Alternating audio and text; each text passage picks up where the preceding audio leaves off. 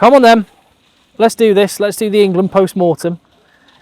I've been putting this off all day, if I'm honest. I mean, partly because it's a beautiful day in Paris. Sat in a square park just now, taking in a little bit of sunshine, gathering my thoughts. I'm not sure what part of Paris I'm in, somewhere in the south. It's all lovely. And yeah, I've been entertained by Japan, Argentina, and I've had a bit of a relaxing day after the wildness of the last few, and then I thought, right, okay, let's do this. Got to talk about England. What do we do about England? So yeah, I'll try to broach that subject on this video. As ever, your comments, massively appreciated. Some brilliant ones on the video yesterday that really made me think. And please give the video a thumbs up, that really helps. And if you haven't already, I'd love it if you would hit subscribe. We're into the knockout stages now, it's getting very real.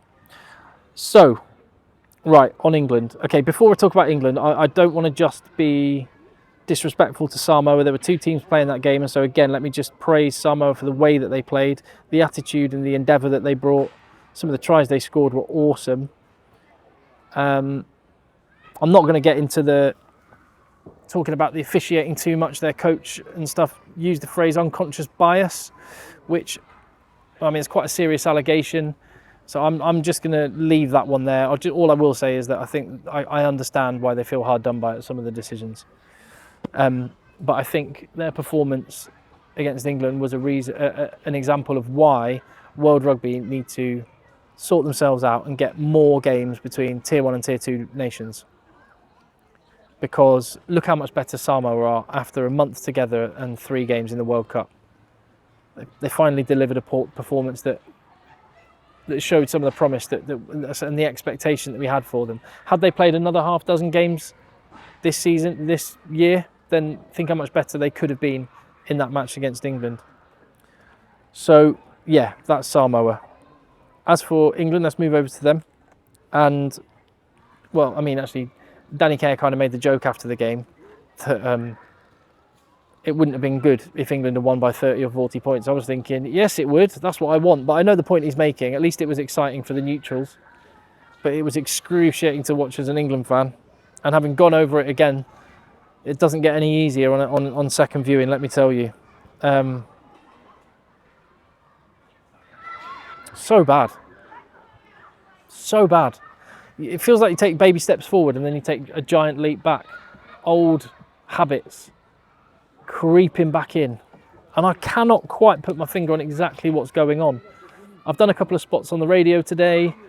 I've been reading what people are saying in newspapers and stuff. And the overwhelming narrative and talking point out of this is who's wearing 10 for England again, who's the 10-12 combination. And there's definitely a discussion to be had about that. And let's have it in this video. But it feels so much more fundamental than that, doesn't it? And it also lets so many other England players off the hook.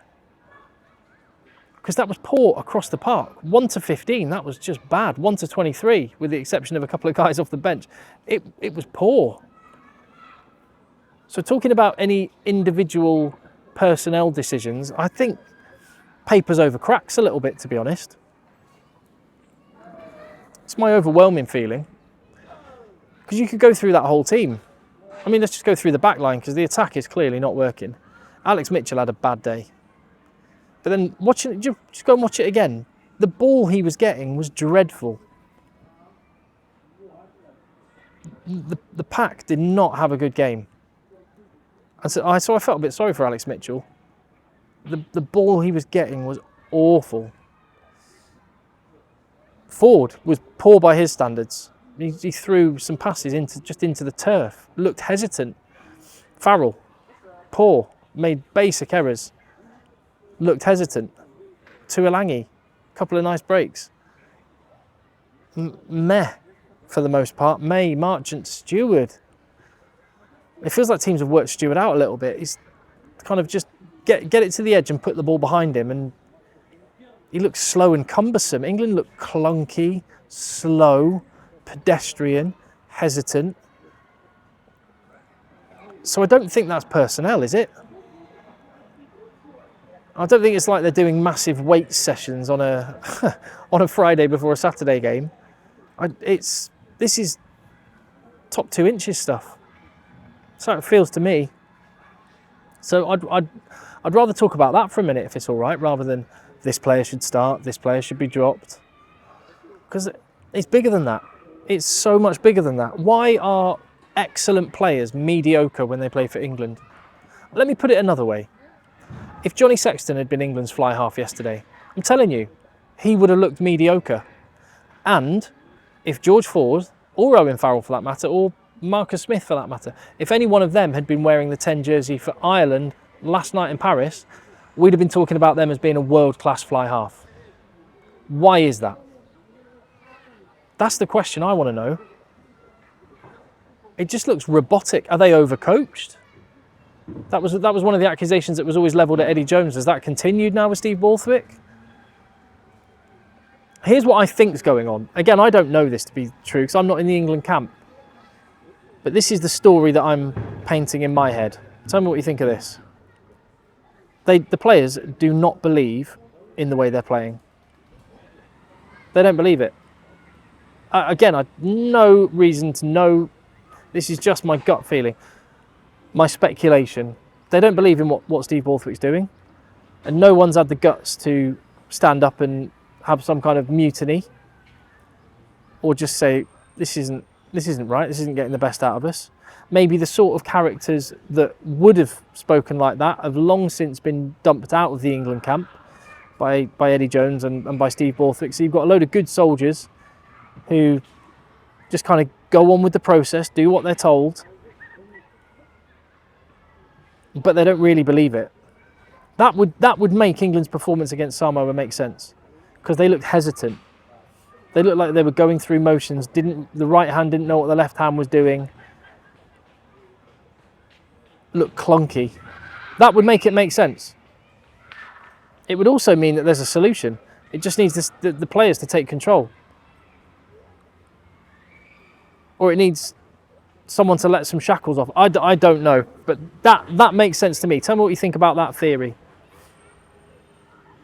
The players don't believe. And if you don't believe, you don't have confidence in what you're doing. You're not totally committed. And just contrast that to, was it the second Ireland try? That one they scored where it was just swept off a line out, right to left. Went through about 8 pairs of hands. Incredible try. And that is a team completely in sync. And again, I'll make that point. Any one of England's backline players, you swap Manu Tuilagi in for Bundy Aki, you swap Johnny May in for Matt Hansen, they'll look great. The personnel isn't the problem. The style of play is the problem. The preparation is the problem. I don't know exactly what it is, but that's my overriding feeling. There's just no flow.